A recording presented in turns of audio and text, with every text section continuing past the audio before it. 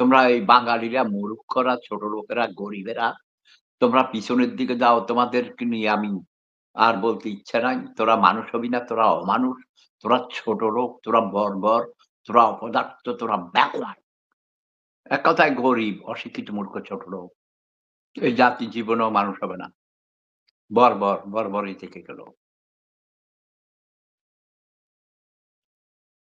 ২০ কোটি মানুষের হে মুগ্ধ জননী, রেখেছ মূর্খ করে, মানুষ করনি। রেখেছ বলদ করে, আবাল করে, গাই করনি। গাই হলে তো দুধ দিত। কি বলবো এইসব বর্বরদেরকে নিয়ে কথা বলতে ইচ্ছে করে না ভাই। এ থেকে তোমরা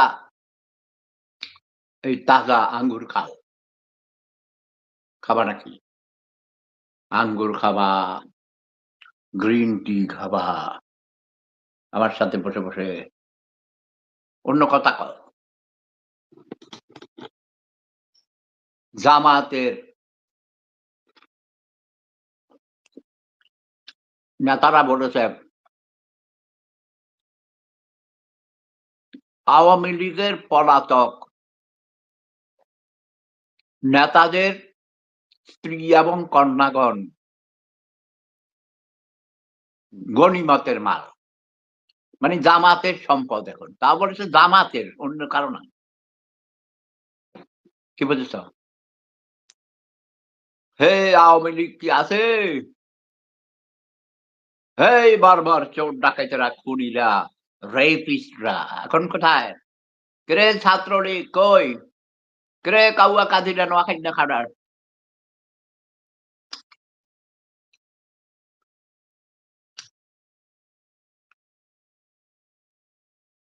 কাউয়া কাদের ছোট লোক,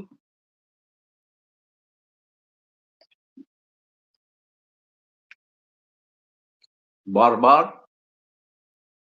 মূর্খ, গরিব।